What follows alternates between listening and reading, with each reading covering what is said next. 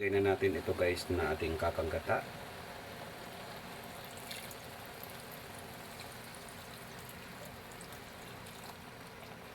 Huwag nyo nang iubos yung kakanggata kasi yung itim ng bao ay makakasama guys.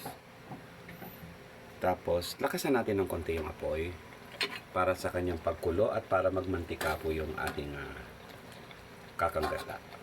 So guys, tip lamang po guys, huwag kayong halo ng halo para iwas kati po tayo. Natural po yan sa gabi kung may mabibili tayo sa palengke na gabi na medyo makate, yon. Pero ito naman hindi po ito guys makate. Yan. So hintayin na lang natin to guys na kumulo.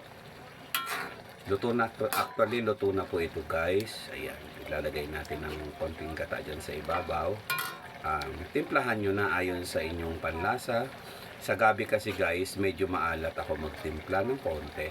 Pero hindi naman siya gaanong alat kasi ang gabi guys, mas malasa siya pag yung may konting alat-alat.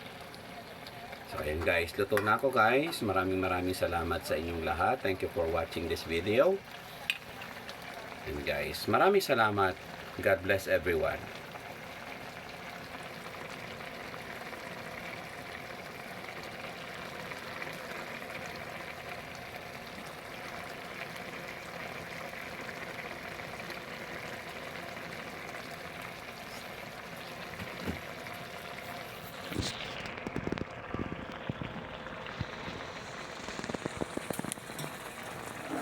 Yummy.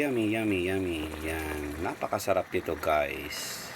Kung isa ka guys sa nagluluto nito guys, comment ka kung ano ang lasa ng niluto mo. Maraming salamat sa inyong lahat sa panonood ng aking video. God bless. God bless you all. Thank you so much.